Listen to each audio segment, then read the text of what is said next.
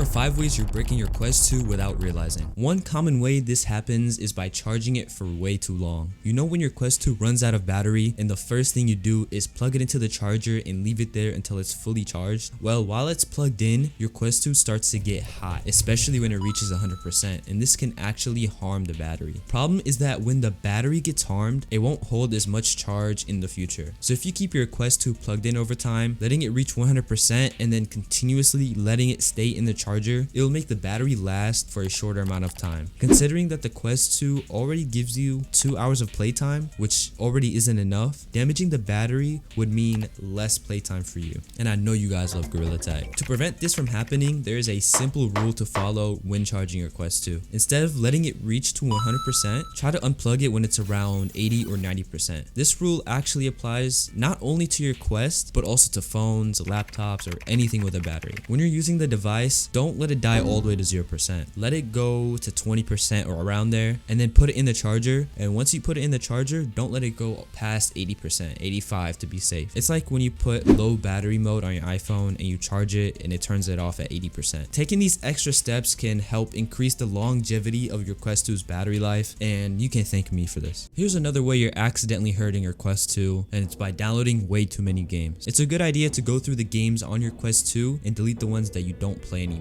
You know how sometimes we download games, play them for a little bit, and then never touch them again? Well, those games end up just sitting there on your Quest, taking up unnecessary storage space while we go ahead and download more games. But here's the problem. When you download too many games and fill up all the available space on your Quest 2, it leaves very little room for important updates. Meta releases updates to the Quest software every couple of months or so, and these updates sometimes come with amazing new features that can make your experience even better. Sometimes these updates are so groundbreaking and advanced that your monkey brain couldn't even comprehend it. However, the updates are not about cool features though. They play an important role in keeping your Quest 2 safe and secure. You see, when you don't update your Quest regularly, it becomes vulnerable to hackers and exploits and other security issues. These other people could find a way to break into your Quest and steal important information. So these updates are really like a shield, like Captain America's shield, and these protect your Quest 2 from any potential security risks. So it's important to keep your Quest 2 updated with the latest software updates from Meta. You can do this by going to settings and checking for the updates or seeing if you have the latest update. This is just the best way to keep your Quest safe. Here's another way you're accidentally breaking your Quest. This is something that we all do, and it's leaving our Quest near a window. Let's be real, we've all done it before, but it's actually bad for your Quest, and here's why. You see, when you leave your headset near a window, the sunlight can reach the lenses, and these lenses act like magnifying glasses, which focus the sunlight onto the screen inside, causing something called lens burn-in. Lens burn-in is a problem where the screen gets permanent damage from the concentrated sunlight. So it's pretty much the sunlight burning into the lens. And once this happens, there's absolutely no way to fix it, and your Quest 2 becomes pretty much unusable, like how your brain is. It sucks, and if it ever happens, the best thing to do would be to take your Quest to a nearby repair store like Best Buy, or you could contact the Meta store support and wait a million years to get your Quest 2 back after paying for the repairs. Now, I have a couple of easy solutions to prevent you from destroying your Quest 2, and don't worry, they're easy enough for a baby to follow.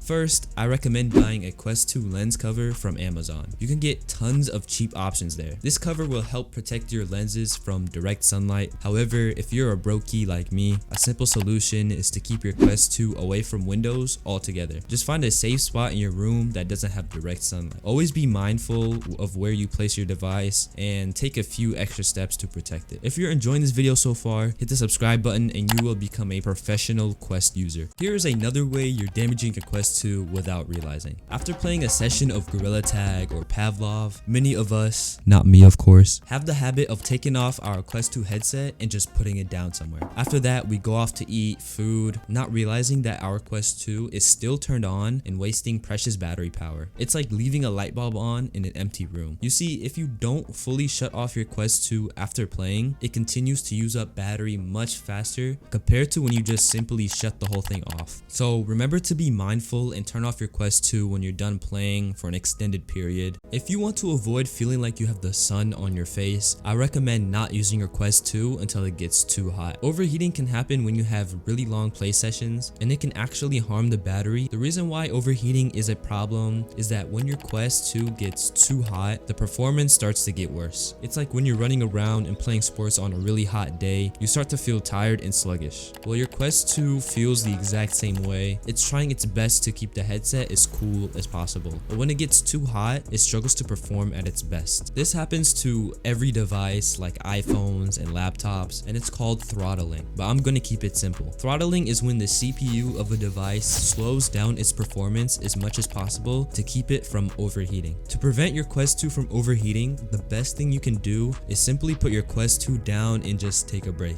Just like how you take a break from playing a game or running outside. Usually once your Quest 2 overheats, you can give it around an hour or two and you can go right back to playing. Here's a bonus tip just for you guys. Another way that you might be damaging your Quest 2 without knowing is by cleaning the lenses improperly. Sometimes when our Quest 2 lenses get foggy or dirty, especially since I know you guys don't shower, we might grab any random tissue paper to wipe them clean. But let me tell you, that is something you should absolutely not be doing. Using a regular tissue paper can actually scratch up the lenses, and that's definitely something that we don't want. Scratched lenses can make it really annoying and difficult to use your Quest 2, and they are very noticeable, making them impossible to deal with. So I came up with an easy solution to keep your Quest 2 clean without causing any damage. Simply look around your house for a microfiber cloth. These are gentle and soft cloths that are made perfect for cleaning delicate surfaces like the Quest 2 lenses. If you don't have one lying around, don't worry. You can easily find a microfiber cloth on Amazon for around $6. It's a small investment that will keep your Quest 2 clean and clear without any scratches or damage. Remember, these tips seem simple, but they can make a big difference in how long your Quest 2 lasts and how well it performs. If you guys enjoyed this video, make sure to subscribe. You will turn into a Quest 2 professional by keeping up with my videos.